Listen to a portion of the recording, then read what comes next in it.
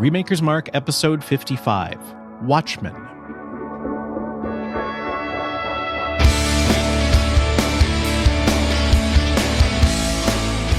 Hello everyone, welcome back to Remakers Mark. Here we are in our 55th episode where we are discussing the graphic novel to movie interpretation from 2009, Watchmen.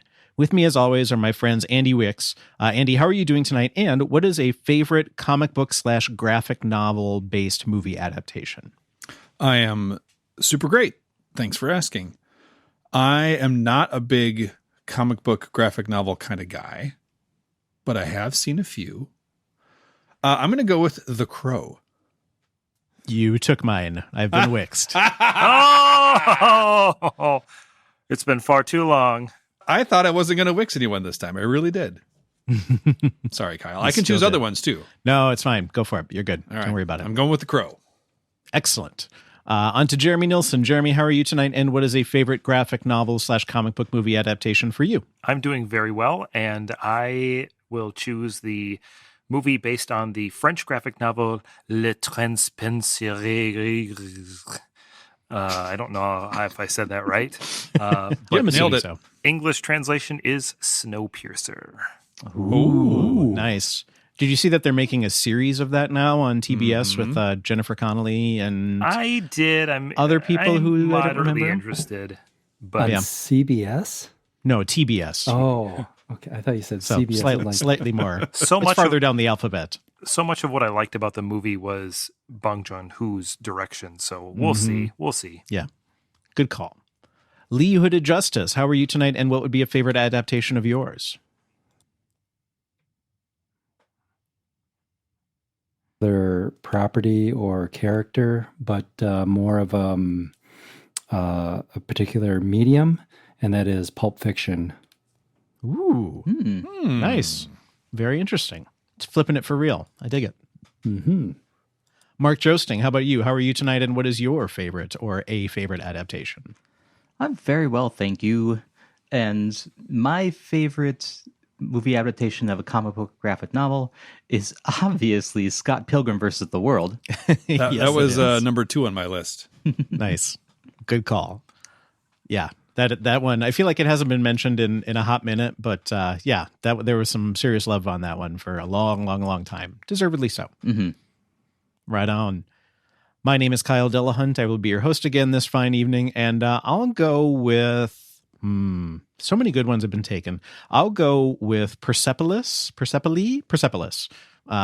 a graphic novel and movie set in Iran. It's an animated movie. I would highly recommend it. It's very stylized and very much like the graphic novel. Really lovely film, kind of a coming of age teenager story in Iran. So definitely check it out.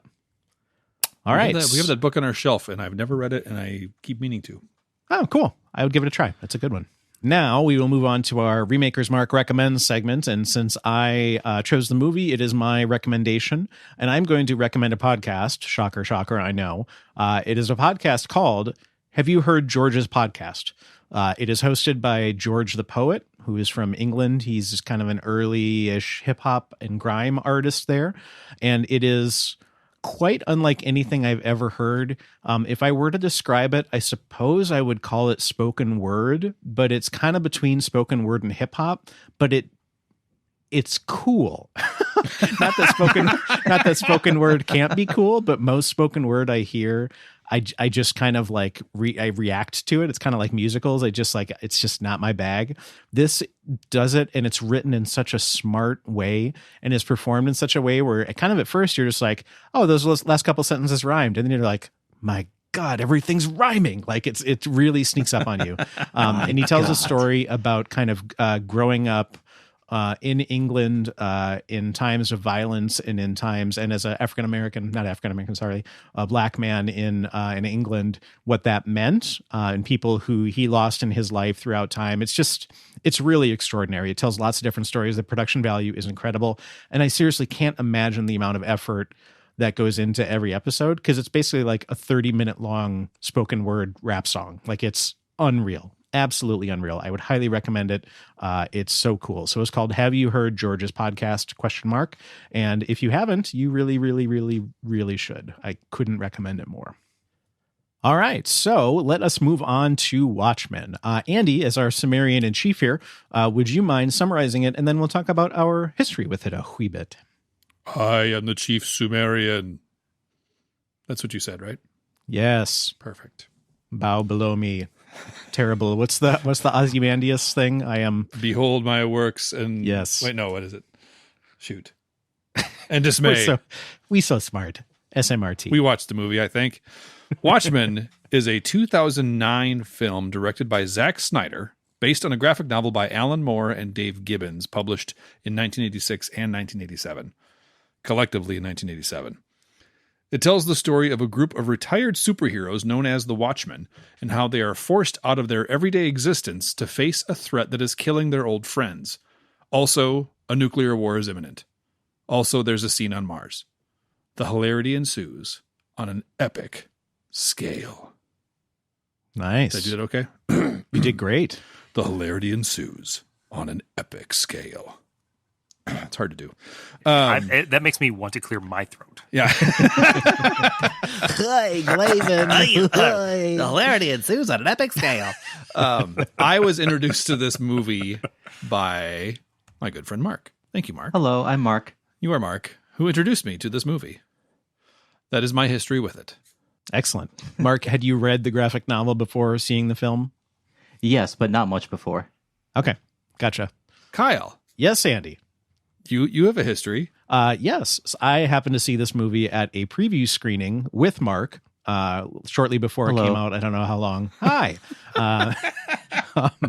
I'm thinking probably like a week or two. It wasn't like months ahead, but still, it was kind of cool to see a preview screening.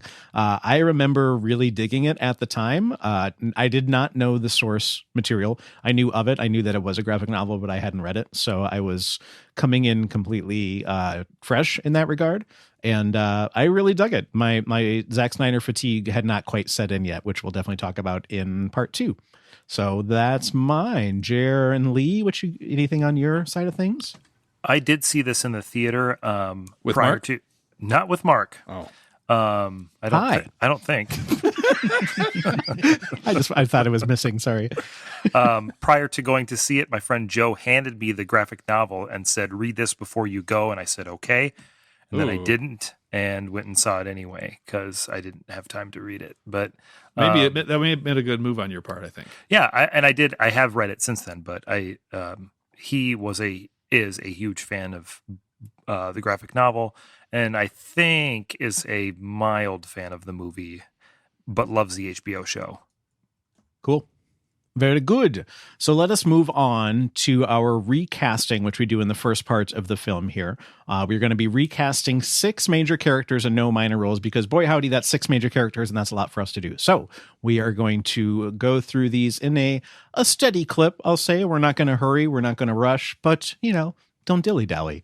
Up first is the role of Edward Blake. Jer, tell us about Edward Blake. In a movie filled with unlikable, awful characters, none of whom should be donning costumes and protecting people, the comedian somehow manages to be even worse. He's a cigar-chomping, gun-toting vigilante-turned-paramilitary agent with the most nihilistic moral code. But that's really what you want from your superheroes, isn't it? Question mark? It is. Mm-hmm. Jeffrey Dean Morgan is one of 2 characters or 2 actors in the original movie that I thought were absolutely perfectly cast and played. I agree with you. Thank you. I don't know if I knew of Me him too. before then either. I was so impressed. Yes. He has gone on to play some other really great roles. Most recently, notably, Negan in the Walking Dead series, which is, man, awfully close to the comedian in a lot of different ways. Yeah, it was really hard to cast. It was really hard to recast the comedian. I racked my brain on it because Jeffrey Dean Morgan really nailed the comic adaptation of it, I thought. And so I racked my brain for a while and finally came up with another person that I could picture in my head chomping on a cigar and shooting guns. And I want to see this actor go quite a bit darker than I have seen them go before, and that is Hugh Jackman. Oh. Ooh, Okay. Interesting. That's really all I got for it. I just want to see Hugh Jackman chomping on a cigar, jumping out of a plane, shooting guns, and just being the most at his darkest, most nihilistic in acting attempt. That's really good. I like that. Mm-hmm. He'd have to ratchet up the vial, but I think he could get there. I think he could vial it up. He just needs to make Wolverine care even less about people. Right. Is really what I'm going for. Yeah. But that's it. Hugh Jackman, and I'll pass the baton to Lee in a efficient manner. Thank you. I agree with Jared that this was a really tough one to cast. It was the last one that I came up with. The main feature of the character that I thought was so glaring was the fact that he's a really terrible person, but he's tortured by that. So there's sort of a glimmer of humanity in him, however small. So I went with Michael Madsen, who nice. Okay. That's good too. Yeah. plays a lot of characters like that. Thinking about like Kill Bill or even I'm blanking on it. Donnie Brasco. Oh yeah, Reservoir Dogs too. I could see that character a lot. Yep. Very. He's really great at those kinds of characters, but he always shows a glimmer of humanity in them. So I thought it was kind of, when I came across his name, I was like, oh yeah, that's kind of an obvious choice. So I'll just run with it. And he's looked the same age for like the last 25 years. So I think he's probably older than what Jeffrey Dean Morgan was, but like, I don't think it matters. But one, he's behind a mask a lot of the time. Two, he's gray haired a lot of the time. So yeah, I think that's really good. Man, that's a great pick. Thank you. But let's move on to Kyle.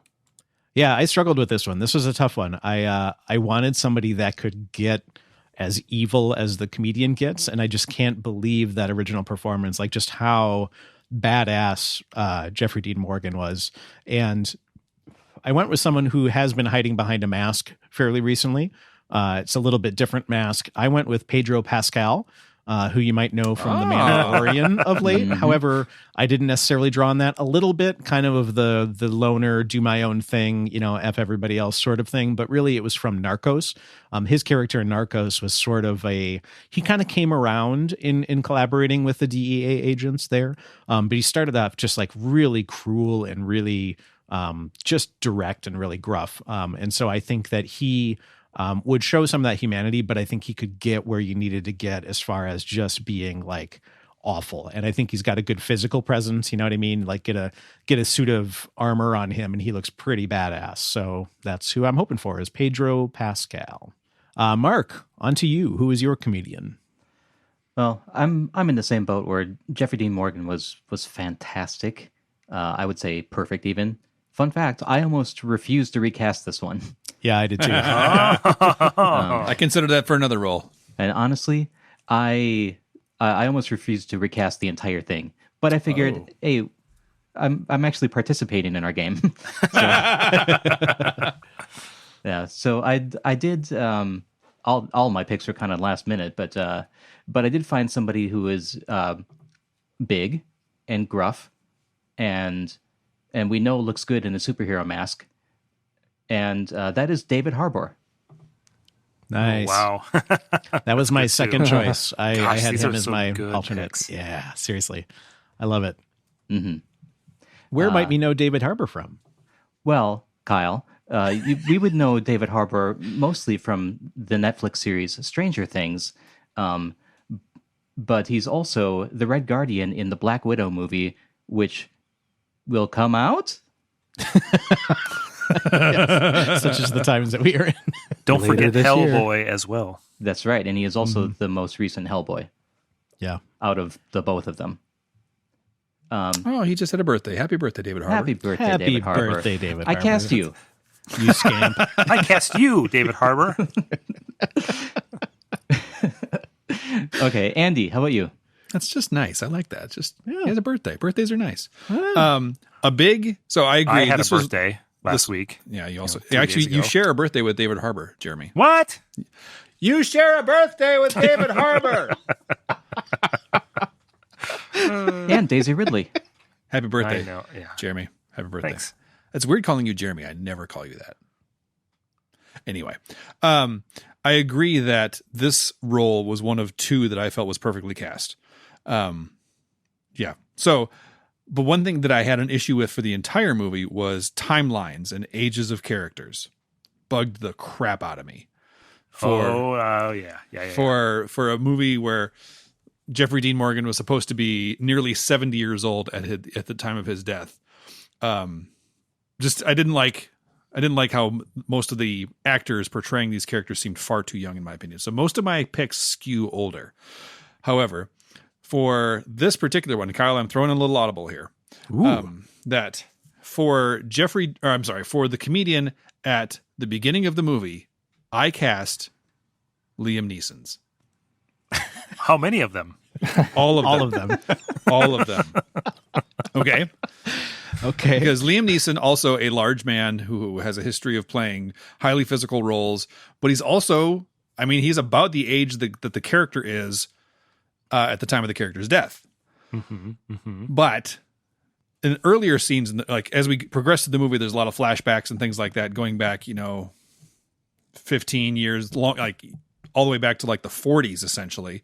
So the character has to look much younger than that at earlier parts. And Liam Neeson's, I love him dearly, but the man's nearly 70 years old. So there's a lot of CG that would have to make him. There's a lot of CG. So I'm pulling a Lee here because I'm casting a different actor for the younger ones, and I'm casting Tom Hardy as the young Edward Blake. If you look at pictures of Tom Hardy and Liam Neeson, they look pretty similar. So I don't think the makeup work would be too daunting. So for old Edward Blake, Liam Neeson, singular, and for young Edward Blake, Tom Hardy.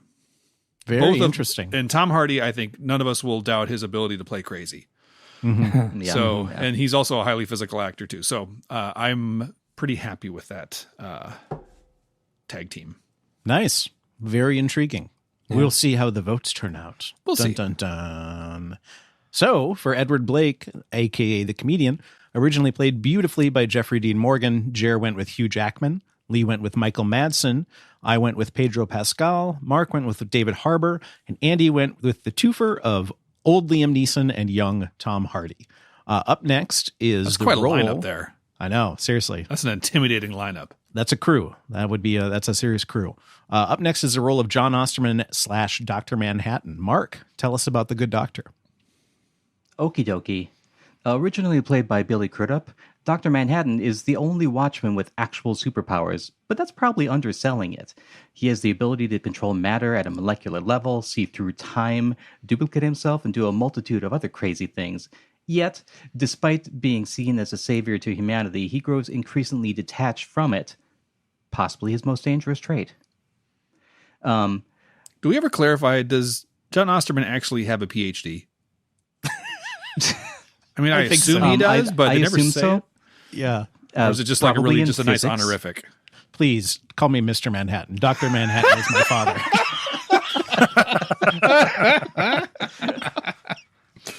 And I'm from Brooklyn. Yes. Anyway, sorry, Mark. I derailed you. That's right. I really, really liked Billy Crudup's performance. The softness of his voice and his delivery they really, really work for me. Despite it maybe seeming like something of a contrast. I wanted to go in kind of a similar vein with that softness and a delivery that can be gentle but nuanced. And for that, I picked Jared Leto. Interesting. Cool. That is very interesting. He's got the I'll take interesting hair for it? Question mark. Okay, Kyle, how about you? Good handoff. I like it. That's an interesting choice. We are Mark. nailing this. We are nailing it. So is Jared Leto going to be like singing all of his lines, like 30 Seconds to Mars style? Is singing growling? Mm-hmm. Sure, why not? Yes. Mark, on a scale of 1 to 10, how important was it that his band is called 30 Seconds to Mars? Heyo. I totally missed that one. Yes. I was gonna say, does Jared Leto have the build for it? But apparently he does. Well, Billy Crudup doesn't, and True. he's mostly CG. True. Yeah. But I'm looking at a picture. I have no idea how old this picture is, but Jared Leto as Morbius. Mobius. Yeah. It says Morbius. Oh, no, that's right. You're right. Yep. Thank you. That is also coming out? Question mark? Yeah. But he's chiseled in that one. So, Yeah. Well, the computers are going to do the bulk of the work for Dr. Manhattan, especially because I really doubt that Jared Leto's penis is blue. Not yet. Say more, Kyle. I will. Thank you. So for mine, I casted the voice first and then filled in after that. I didn't think that Billy Crudup necessarily had to be John Osterman. Like, he could have just been Dr. Manhattan. I would have been fine with it. But I think it is kind of nice to actually tie them together. So I chose Dr. Manhattan first, and then we're going to rewind it. We're going to take that, rewind it back. As far as the John Osterman piece goes, I chose Jeffrey Wright. He is a voiceover work extraordinaire. You've probably known him most recently and best from Westworld, where he plays Bern Arnold. And he is extraordinary in that. Yep. He is so good. I just think that he would bring kind of the calm that's off about Dr. Manhattan. Yep. You know what I mean? Like the way that things can be said that is both disarming and yet you're kind of like, oh yeah, dang it. I think he can do that really well. As far as the younger, Mr. John Osterman, like you said, we're not sure about that PhD. I would like to do Jeffrey Wright. He's still working on his dissertation when the accident happened. I would like to do Jeffrey Wright, but de-aged a bit, with the digital de-aging makeup. Because he's not a young man. He's a little bit older, but he's not gruff necessarily. So I think that it would be a pretty doable de-aging. I think that's gotten good enough that I think they could do it handily with that. So Jeffrey Wright will be playing both roles. I mostly focused on Dr. Manhattan, but I think he'll do great as a de-aged John Osterman as well. I like that pick. Thank you. I do like Jeffrey Wright. Yeah, he's so good. I love him. He just brings humanity too, which, Manhattan needs, but doesn't have at all time. But then when he does, you're like, man, okay. Jer, on to you. Who is your doc? I also went with voice first and then kind of built backwards from there. And I wanted a little bit of a different voice, though. Gilbert Gottfried? I don't even want to try. You were going to do it. I was going to do it. I didn't love Billy Crudup as Dr. Manhattan. And I started at first thinking about doing something similar and threw around Paul Bettany as an option, things like that. But then I didn't want that sort of I know everything sort of voice. And I wanted something with a little bit more gravel in it, but still something soothing. And so I went with Theo James, who is a younger actor from the Divergent series and a handful of other things. And he has he's British, so we'd have to fix that. Brits can't be superheroes. Well, this movie takes place in 1980s America. Although I guess, that's an easy rewrite, but he's got just the perfect amount of like deep, bassy, baritone gravel, but also not in a. It's also very calming and very soothing, and he is a handsome man, and he's also quite a handsome man. And I chose him younger than the rest of my cast because he became Dr. Manhattan earlier than when the movie takes place, so he would. Have been younger, and then with flashback scenes, I don't have to de-age him at all. And he when I heard his voice, I'm like, yep, that's my Manhattan right there. It's a good call on that one. I like that. Cool. Theo James. I wasn't familiar with him. Listen to some interviews with him and just get that voice in your head. It's good. Right on. But that's mine, and then we're gonna bounce past to Andy. Katonk.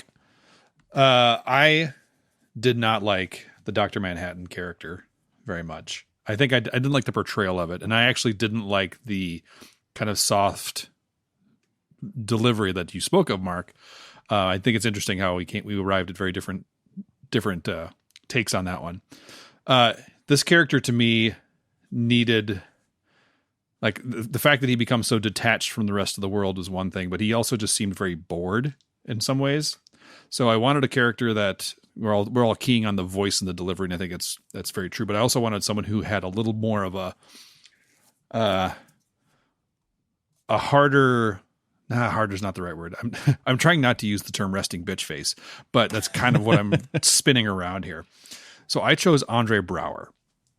Ooh, Okay. interesting. So I don't know anything about Andre Braugher's physique. I'm guessing he's not Dr. Manhattan-esque, but as you said, Mark, the computers can take care of that. But his flat expression is one of those where, like, he will kind of look through you and he can see all your lies, like, without you having to say a word. He already knows exactly everything that you've done. If you've ever watched Brooklyn Nine-Nine, I mean, that's kind of what I'm keying in on. Take all the comedy out of it, though, but just that for an essentially an almost omniscient creature who can just kind of see things and know things. I want a character who can deliver that kind of look where it's not menacing necessarily, but it's off-putting, and I think he can do that.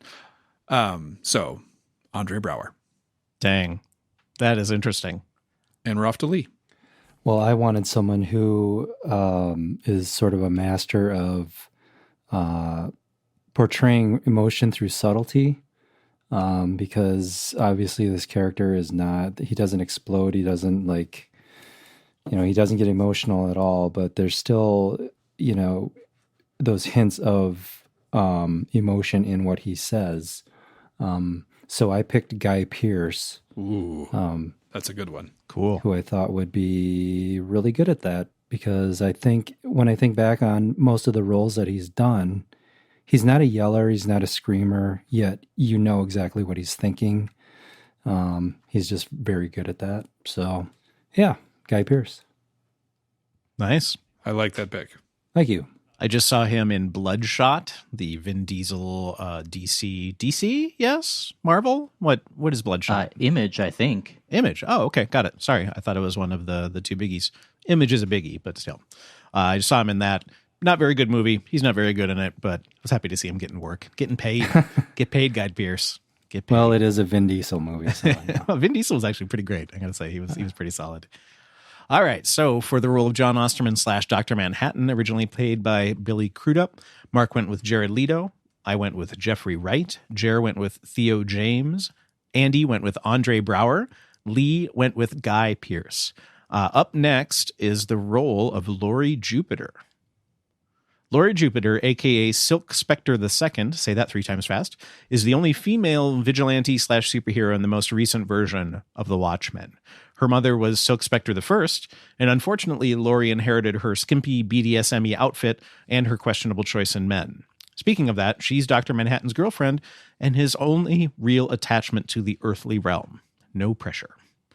I would say of all of the casting choices in the original movie, this was the one that I liked the least. I didn't hate it. I thought she kicked ass well, but I just never got invested in her overall. I just wanted somebody with a stronger presence than what she could provide. So I wanted somebody that had just a bit more going on. And for that, I decided to go with Rebecca Ferguson. I feel like I have chosen her recently, and I, for the life of me, can't tell when. I last saw her in Dr. Sleep. She's kind of now in approximately a gajillion things. She was in the last Mission Impossible movie. She's going to be in Dune. She plays Lady Jessica in that. She was in Men in Black International, The Kid Who Would Be King, right? Greatest Showman. Oh, Greatest Showman. She was the show singer, the one who he apparently has the fling with. That's her. The Swedish singer. Yes, the Swedish singer. She is just incredible. She can do just about anything. Just really, really talented, really, really broad range. And I think she could bring kind of the gravitas of that role, the damage of that role, and the ass kicking of it. So I feel like she can kind of check off all the boxes as far as what I would want that character to have overall. So Rebecca Ferguson was my my Lori. Mark, on to you. Who is your choice? Well, Kyle, for this pick, I found myself going back to the well of the Black Widow movie, where we find lots of women that have experience in action films, and I picked the younger sister character in that one, played by Florence Pugh. Nice. Have you seen you. Little Women yet? Anybody?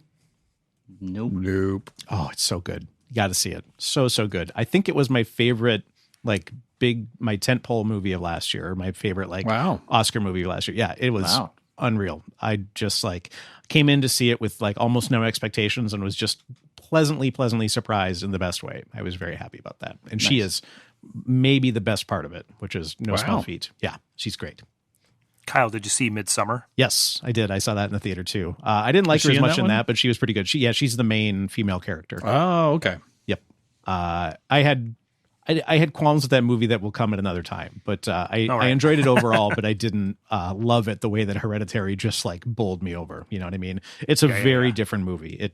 It basically affected me the way that it should, being the movie that it was. Is just so different. I literally watched Hereditary the night before, and so I probably should have had a bigger gap. There's your first problem. Yeah, a bigger gap between the two.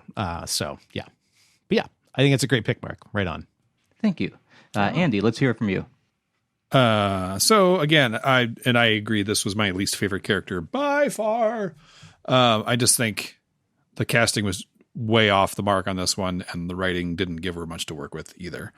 I went with someone who I thought actually might have a little realistic as an action superhero in that costume. I think Malin Ackerman, she's a beautiful woman, but she also seemed a way too skinny to be a super strong crime fighting woman. By the way, it's pronounced Malin Okeman. Really? Yep. Malin Pokemon. What? Yeah. Yeah. The A isn't actually an A. It's the Scandinavian A with the little ring on top. Oh, my apologies, Malin. Still didn't like your performance in this one. I went with Rosario Dawson. Nice. Cool. I love her. She's badass. She, rumor has it, has been cast as the as the next Ahsoka Tano, which I think is, I really hope it's true. Mm-hmm. Wow. Yeah. But she's just, she seems a little older for one thing also. And again, because I think that my actors should be, well, the retired superheroes. They have been around for a while, although she is younger than all the rest of them by virtue of being the daughter of the original Silk Spectre, who got picked up by Dr. Manhattan because he got tired of his first wife. But yeah, so Rosario Dawson, that's my pick. And she's so great. Yeah, I like her a lot. And then we're off to Lee. Badoink. I didn't mind this casting so much. This is the only thing that I have seen Malin Okerman in. I looked at her IMDb page and I did not. I'm like, nope, didn't see that. You know. So this I think is the only thing that I've seen her in. But I thought she was okay. She has kind of a Lucy Lawless thing going on. But I guess I wanted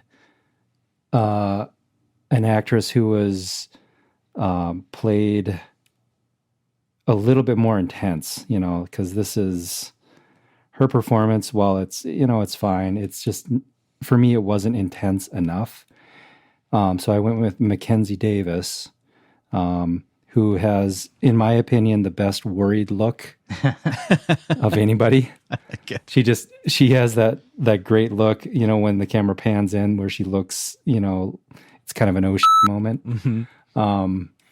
But I think a lot of people will know her from *Halt and Catch Fire*. Mm-hmm. Me personally, the most recent thing that I've seen her in was the latest Terminator movie, which she played an augmented human, which was actually really interesting. I actually liked that movie a lot. I don't know what kind of reviews it got, but I thought it was the best Terminator movie since Terminator 2. Cool. And I thought she was a really great part of it. So nice. I would love to see her in something like this. Mm-hmm. I like the pick a lot, Lee. She has just a really good, like, tough girl sort of image. Yeah. But then when she lightens up, it's just so bright and approachable. and Yep. a lot of fun. I agree. So let's hear from Jer. Like the rest of you, this was not my favorite role in the movie. It wasn't my least favorite, but I also didn't think that it was cast well. And so I wanted somebody that had a little bit more presence and somebody that will have a little bit of a pedigree of playing in sort of graphic novel superhero movies. And so I chose, I'm going back to Mark's Scott Pilgrim well, and I know I've chosen her before, and I'm going with Mary Elizabeth Winstead. That's a good pick. Nice. She is soon to be the Huntress in the Birds of Prey movie that's coming out. It's out on. It's like rentable, Is it? if you will. Yeah, it never was in Oh, theaters. nice. They just did this straight to video because not because it wasn't any good, just because theaters stopped happening. Right. Theaters don't exist. Yeah. So yeah, she's got a little bit of that superhero pedigree. She's got a great presence. And I think that she would bring a little bit more dimension to this character. I just watched Gemini Man, the Ang Lee, Will Smith movie. Yeah. It's okay. It's interesting. I really wish so. They filmed it at like super high frame rate, like 120 frames per second. And it was projected that way in a few places. And I really want to see that because that's kind of how it was intended. The rest of it was just like fine. There was some pretty decent stuff. The de-aging part there, which kind of informed my Jeffrey Wright thing, was pretty incredible. I got to say they did a good job with it. But yeah, it's definitely like a red box. I wouldn't drop $8 on it to rent it, but Right. give it a go otherwise. And she's in it. She plays kind of his originally she was sent to spy on him, and then they become kind of partners overall. Cool. So for the role of Laurie Jupiter, I chose, originally played by, say it again, Mark. Malin Okeman. Yes. Johnny Pokemon. I went with Rebecca Ferguson. Mark went with Florence Pugh. Andy went with Rosario Dawson. Lee went with Mackenzie Davis. And Jer went with Mary Elizabeth Winstead. Up next is Dan Dryberg. This should be fun. Mark, do go. Thanks for the lead in. You're welcome. Dan Dryberg, a.k.a. Nite Owl 2, is not only a nice guy and an expert fighter, but also a master of gadgets and machinery, rather like Batman, except an owl. And oddly not at all like Owlman, who is an enemy of Batman, where Nite Owl 2 would probably be friends with Batman. That's my intro for the character.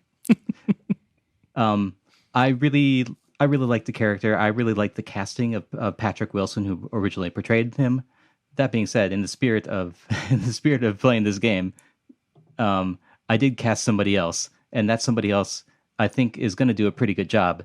That is Andrew Lincoln, whom we know probably most from The Walking Dead. I like it. Going back to The Walking Dead, I like it. Mm-hmm. I could see that. I think he could play like the washed up Dan Dryberg pretty well, and we know he can do action stuff, and everybody loves him. So there's my pick. And everybody loves it. Mm-hmm. Yep, you can't deny it. Hey Andy. Hey.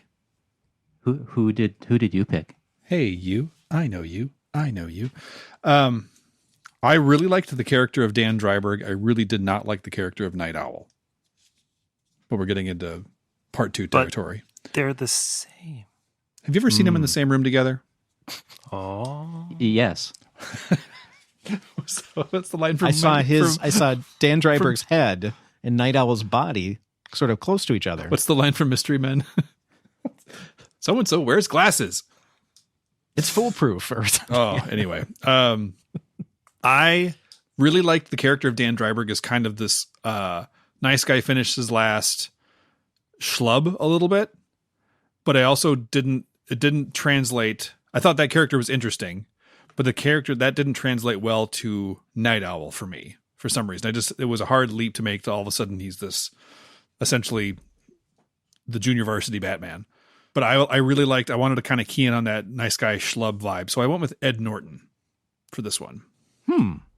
I like that too. So I think, and I would actually like to do, because if you in the graphic novel, Dan Dryberg, he's got the dad bod going on, he's let himself go a little bit. I didn't get that vibe a ton from Patrick Wilson's performance, but I would really like Ed Norton to kind of just let himself go. Just you'd be like, yeah, I can tell he used to work out, but key phrase there is used to. Mm-hmm. But then just still be that he's a good guy. He just wants to kind of live a quiet life now.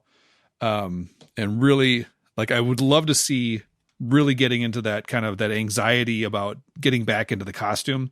They play on a little bit. It's a bigger scene in the graphic novel.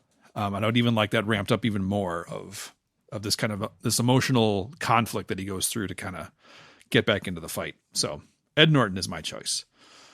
Lee, for the third time, I pass to you. Now make the damn shot. Well, in keeping with the character, the nice guy thing, someone who's sort of unassuming and kind of blends into the background and yet still has a very distinct presence.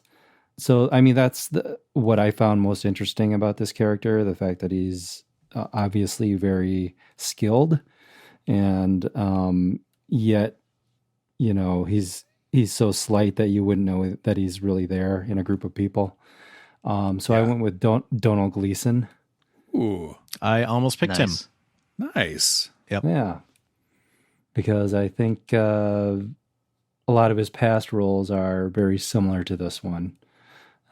So I thought it would be interesting to have him continue that sort of, ilk, but I'd be very interested to see him in those fight scenes as well. Yeah.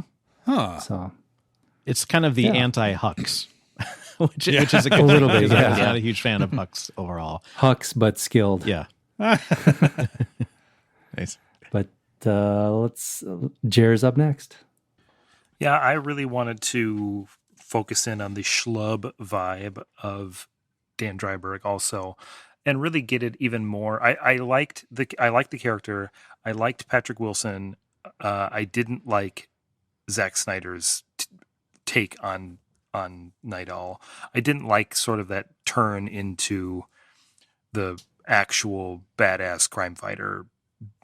I thought that, well, we can save that for the second episode, but I really thought there was far too much action in this movie than there ought.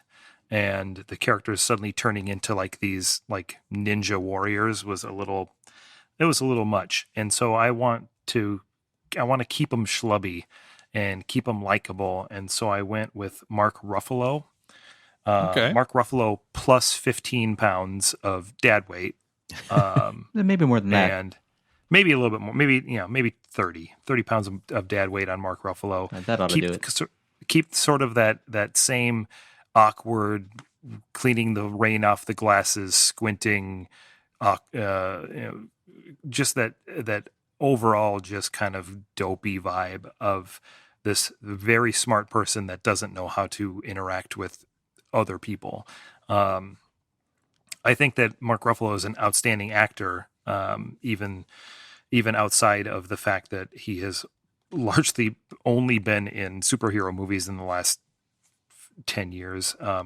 But he's also been in some really good stuff besides that. Spotlight, he was excellent in. Mm-hmm. And what was the other one I saw him in recently? It was kind of a similar to Spotlight kind of thing, wasn't it? Dark Knight?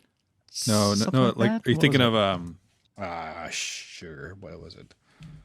I don't remember, but even back to like Zodiac, and some of the early stuff that's now 15 years Kids old. Are All Right. That was a good one. Yeah.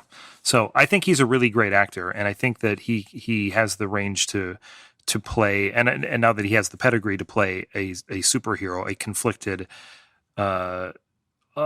impotent superhero that's really doesn't have powers and doesn't even really have what it would take to be just an average guy. Like he's fighting just to be average, and sort of that fight into the costume, like Andy was talking about. I think would be really well played with Mark Ruffalo. Dark Waters, is that the one you were thinking? Yeah, that's it. Dark Waters. I was thinking Night. Oh, I haven't seen that Yeah. one. Yeah. So Similar boat. No movie theaters. No movie. Yeah. Exactly. And that brings us to Kyle. Yeah, so I thought I like Patrick Wilson. I don't like Patrick Wilson a lot here. I thought his Dan Dryberg was way too like suburbs emo, and I want him to be like New York emo.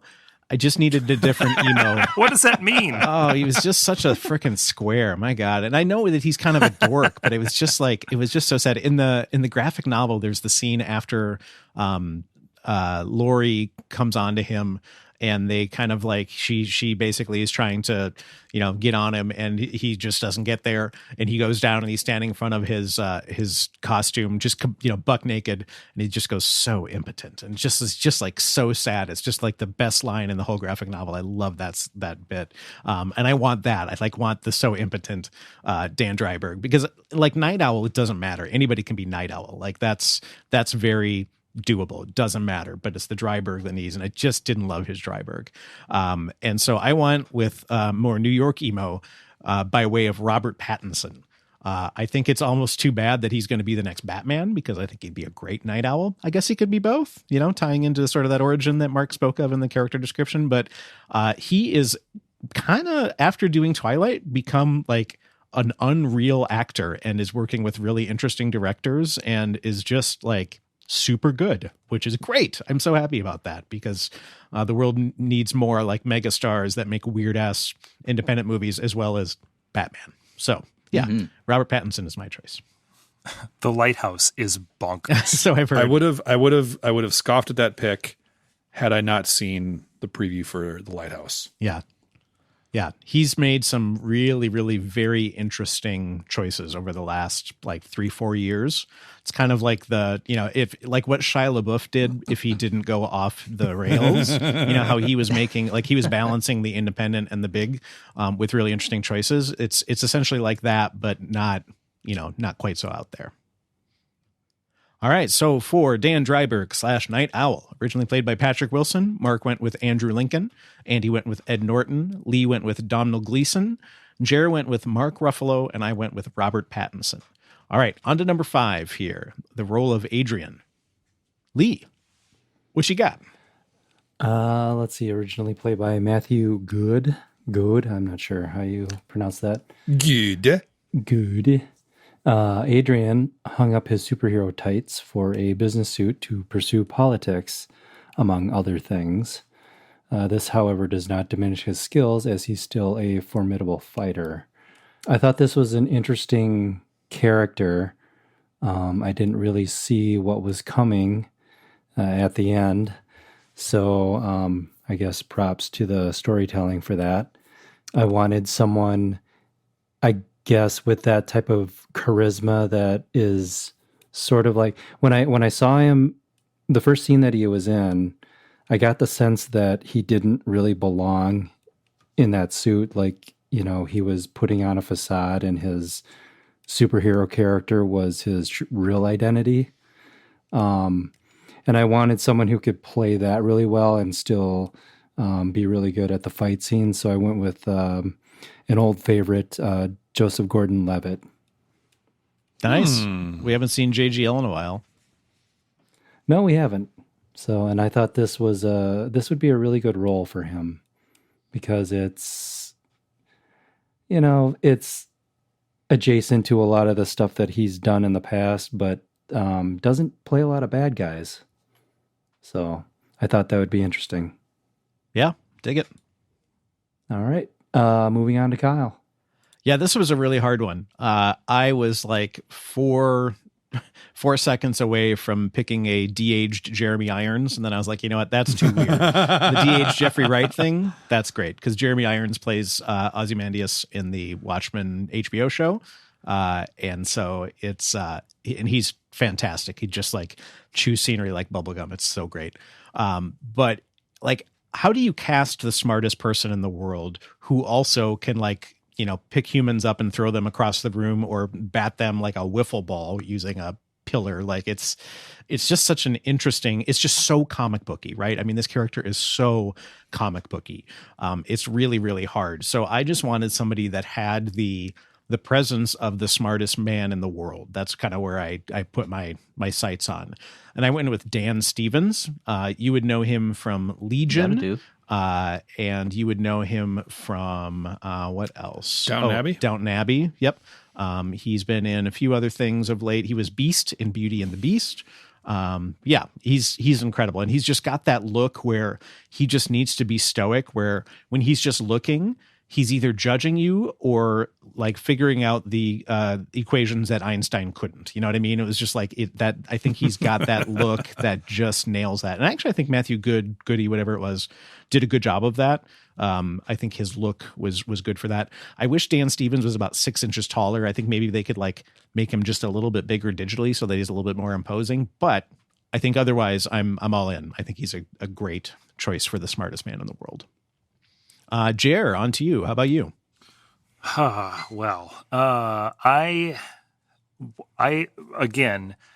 don't want I don't want my remake of this movie to have the superhero action. I don't see the need to have Ozymandias spin around like a ninja and then home run a guy with whatever the heck that thing was. It's like a stanchion, basically. Yeah, right. Yeah, that's exactly that. Like that betrays the whole "these are just normal people in costumes" idea.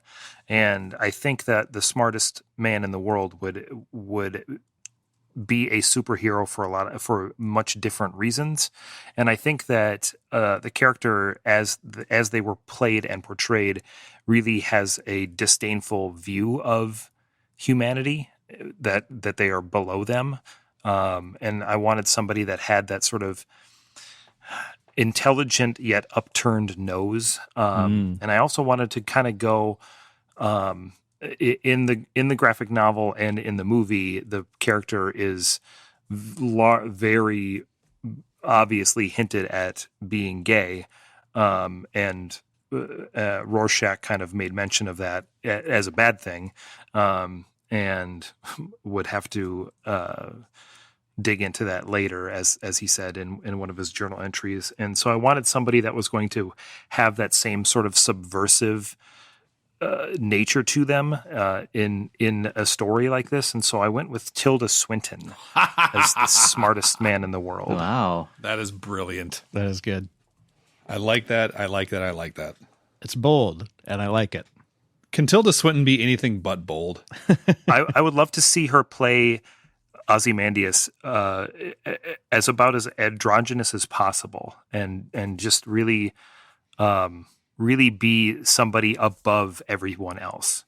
Like really lean into this idol worship of these ancient kings and pharaohs and whatnot, and just really be so far beyond and removed from normal humanity. And I think that she would kill that.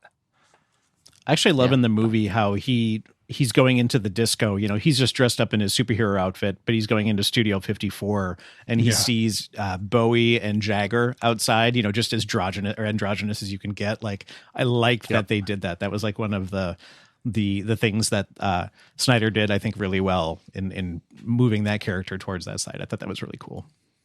So then we're back to Andy again. Thank you, Jeremy. This character, again, for someone, I really did not like the casting in the original. I think they cast Matthew Good because they figured with dye his hair blonde, and he kind of looks like the depiction in the graphic novel, but he just seemed too wimpy for the guy who's not only the smartest man in the world, but probably the toughest. So I wanted an actor. I strayed away from the blonde. We can go there if we want to. It could be interesting to see how it plays out, because I actually kind of like this actor when he gets into the heavy makeup and stuff like that. But I also want an actor who seems to have not aged in 30 years, like the character of Adrian Veidt seems to do. So I went with Tom Cruise. Whoa. Wow. Yeah. Just going there. Go big or drop a squid on the world. I want an actor who truly makes me think that Adrian Veidt is someone to be reckoned with. I never got that impression from Matthew Good's performance. Tom Cruise obviously has the action chops, but I think if you've ever seen Tropic Thunder, Tom Cruise, and you put him in a fat suit and a bald wig, like, I think it's hilarious and I think it looks great. So I think putting him in some, give him a long flowing blonde hair, whatever, could be great. Now, Tom Cruise is not tall, so there is that to deal with, but that can be dealt with easily. It would better explain how fast he is, at least. He's small, he's wiry, he's fast. He's nimble. Yeah. So I like, and he's also, Tom Cruise is old enough to look like because Ozymandias, the superhero, has also been around since the early days. So this is not someone who is young, like Matthew Good was. So Tom Cruise, he is Ozymandias. Ding dang. Look on his works in despair. Nice. Mark, take us home. Okie dokie. So I liked Matthew Good in this role. But like Andy, I also wanted to find somebody who could be more intimidating. However, I wanted that to be with the eyes, and I wanted to find somebody that could slay you with a look, and also come off as the smartest man in the world, and just somebody who's a top-notch actor, can do really nuanced. And so I picked Cillian Murphy. Ooh, I like that. Yeah, nice. Yeah, he definitely has the eyes for it. Mm-hmm. I wonder if they tried to get Cillian Murphy and they couldn't, so they had to get Matthew Good. Conspiracy theories abound. So I can see for this character, for this actor, he would have a look like I'm picturing the meeting, the scene where he meets with Lee Iacocca and all the other titans of industry, and you can tell that he's just bored with the meeting. That Cillian Murphy could look at those other characters in a way that would tell them, I think, in a more subtle way, like that you are wasting my time. That has a much more maybe menacing look to it than I think was portrayed in the movie. I like that pick a lot. Do you know what I think Ozymandias' background is? I think he was the son of a businessman, and upon learning that his father was dying, tried to earn his trust and tried to earn his love by showing himself to be his own man. That is his role in Inception. After that, upon becoming his own man, his man was Ozymandias. True story. Inception Watchmen crossover. Boom. Make it so. Watchception. In Watchtion. In Swaption. Gesundheit. Okay, so for Adrian Veidt / Ozymandias, originally played by Matthew Good, Lee went with Joseph Gordon-Levitt. I went with Dan Stevens. Jer went with Tilda Swinton. Andy went with Tom Cruise. And Mark went with Cillian Murphy. And now, last but most certainly not least, Rorschach. Andy, take it away. Rorschach, played perfectly by Jackie Earle Haley, is an emotionally abused, mentally ill, and obsessive crime fighter, if you include causing more problems than you solve in the definition of crime fighting. He is, in my opinion, the only interesting character in this movie. Bold words. Big words. Big words. This was also the one where, like Mark, I was like, I almost just don't want to touch this. I want Jackie Earle Haley to continue to play it. And he could. Yeah. And he could. I mean, really, the movie's 10 years old, so we could probably get them all. But I also wanted to play the game. So I decided also this character to me really is the star of the show. And I want an actor that I think can be worthy of that screen time, but I also want an actor who can really play crazy in a way that is unsettling. Rorschach is portrayed as, there's almost a Clint Eastwood vibe in Jackie Earle Haley's portrayal, like almost just doesn't change his facial expression, kind of talks out of the side of his mouth a little bit until he snaps, and then all of a sudden he's like a honey badger. But I kind of want a portrayal similar to that, where maybe not so much of the stoic Clint Eastwood type of vibe, but someone who has maybe portrayed, I don't know, like a pikey boxer who could just rip you to shreds with a punch. So I went with Brad Pitt. That's right. Tom I knew Cruise it. and Brad Pitt are in my version of this movie. Wow. You think the Watchmen fans had a hard time with this one? Oh, look out. Lordy. We're gonna get letters in the Reddit threads. Oh, Lordy. If that's a We thing. have a Reddit thing. So I just, Brad Pitt has also, well, he's looking a little older these days, but also this character has been around since the earlier days and is not a spring chicken. But I like when Brad Pitt has shown that he can do the action things, and I think do them incredibly well. So I went with Brad Pitt, and there's my pick. And now it is Mark's turn to announce his pick. Wait, hold on. Hold on. Oh, I'm not ready to see. Oh. I have a hard time hearing Rorschach's journal voice with Brad Pitt. That would be a big concern for me. Yeah, me too. But I don't think that the I don't gravel have a hard and the time. Clint Eastwood has to be. Yeah, I like the way that it's written. I mean, even literally the inking that they use. He can do it in a pikey accent for all I care. I don't really care at all. Another crossover, a Snatch Watchmen crossover. Also, think Snatchman? of. So, I mean, think of Fight Club. Think of just some of the ways that he, just in some of his frenetic roles, the way he talks. He can get all these different tics going on. 12 Monkeys. Let's look at 12 Monkeys. Look Yeah. at him in 12 Monkeys. Okay, I'm getting closer. Yeah, but we're talking about his voice. Yeah, it's hard, but I will give it to you. I think it's a bold choice. It's very interesting. I will not vote for it. You will begrudgingly extend your hand towards me, and I will snatch it out of your hands greedily. So there you go. Excellent, very good. Thank you. Sorry for the umbrage. No, that's okay. Marked. I just said Mark with a T at the end of your name. It's a matchup between Mark and Tim. I don't know. We are going to the Christmas market. Would you like to come? Mark, please announce your pick. So I'm not sorry about the umbrage, and I'm with Kyle. I want the voice, and actually, I also kind of wanted somebody a little bit shorter. I'd like the more diminutive Rorschach. In the graphic novel, he's pretty normal height, but Jackie Earl Haley is kind of a short guy, and I kind of like that. But principally, the voice. So I picked John Bernthal.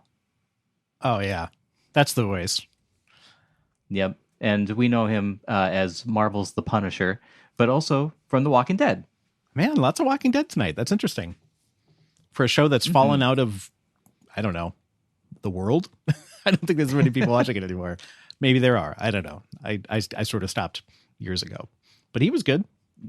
Yeah, for sure. And in The Punisher, he's all sorts of crazy and as intense as anybody could ask for. So I like that a lot. I can see him as a homeless guy holding the end is nigh sign. Mm-hmm. I really like him for Rorschach. That's a really good pick. Thank you. Are you ready for the crossover of this moment? Because I got it for you. I just watched Ford versus Ferrari with Christian Bale and Matt Damon. I had completely discounted that as just like, whatever. It's really good. It's like a ton of fun. It's very well performed, really well made. I highly recommend it. That aside, guess who John Bernthal plays in Ford versus Ferrari? I know. I can't guess. Lee Iacocca. Yep, he's great. He's really good at it. So there we go. There's our universe crossover once again. All right. Lee, take it away. I wanted someone who was as wiry as Jackie Earl Haley, and a bit of a wild card. So I went with Walton Goggins. I think people would probably know him from The Hateful Eight, Django Unchained. Oh, this guy. Yeah. Yeah, I know that guy. Walton Goggins, yes. I really think he has the physicality for it. I do believe he has the voice for it. Yeah. He's got a lot of teeth. Yeah. You wouldn't see him, but you know. He's got a lot of teeth and the hair that he always, a lot of his pictures, I'm looking at him right now. A lot of his pictures look like he just stuck his finger in a light socket. Yeah. That's a good call. He really is that guy actor. Yeah, very much. Yep. Yeah, he's very similar to Jackie Earle Haley in a lot of ways, I think. That could be very interesting. That's an out of nowhere pick, but I like it. Mm-hmm. Yeah. I do too. Thank you. So let's hear what Jer has to say. I'm also going to throw a out there pick. And one of the things that I liked about the graphic novel is that Rorschach, outside of being Rorschach, was a freckle-faced little redhead. And so I wanted to go with that. And in doing so, ended up not picking a redhead at all, but somebody who has played a leprechaun. And so in my crossover, America Watchmen's Gods, I chose Pablo Schreiber, who played Mad Sweeney in the American Gods TV show. Interesting. He was Porn Stash in Orange is the New Black. He was also. Yep. He was also. I just realized, looking at him, his picture in IMDb looks so much like Jared Kushner. It's freaking me out because he doesn't look like Jared Kushner, but in that picture, he really. Don't look at that picture. Look at the pictures of him as Mad Sweeney, and that's the vibe I'm going for. Will do. I still haven't watched American Gods. That's up next in my Netflix DVD queue, which I still get because I'm an old man. I still have to get into season 2 yet, but season 1 was great. The book is fantastic, and he was one of my favorite characters in the first season. I do think that he might be a little tall, but that could be just because they were portraying him as a super tall leprechaun in American Gods. So maybe he's just a normal size guy, but the look of him and the voice of him is exactly what I want. I love that you referenced a leprechaun as a reason why. That's so great. So perfect. Oh, we're not done yet, are we? I thought that was the last one. We got Kyle left. Hey, it's me. Got one more. Hi. Hello. Sorry to let you down. Hello. I'm sorry. Okay, so for all the reasons why Jackie Earle Haley was perfect, the only person that I could see being as perfect as Jackie Earle Haley was is someone that brings small of stature, willingness to be physical, can be crazy very effectively, and that is Tom Hardy. I really think that he is the person to whom the baton should be handed from Jackie Earle Haley to him for Rorschach. I think that he can do the voice. He can be smooth, but I think he can be gruff as all get out, both in looks and in voice. I think he kind of always just looks a little bit hunched over, kind of, you know what I mean? Like, I like that look, like the trench coat is kind of part of him, that kind of thing. Yeah, I just think that he would do a fantastic job. So Tom Hardy is my guy. No crossovers, straight up. I could see it. Thank you. I appreciate that. Well, I think that that does it for the first part here. Nice work. We made it through. Speaking of crossovers, Remakers Mark is a proud member of the Math is Hard Network. To find out more information about this podcast or any other podcast on the network, check it out at mathishard.net. There you will find show notes with links to all of the people, movies, and links discussed in this episode. This information is also attached to the show file in the podcast client of your choice. You can find us anywhere you listen to podcasts, including Apple Podcasts, Google Play, and now Spotify. Hey, what's up, Spotify?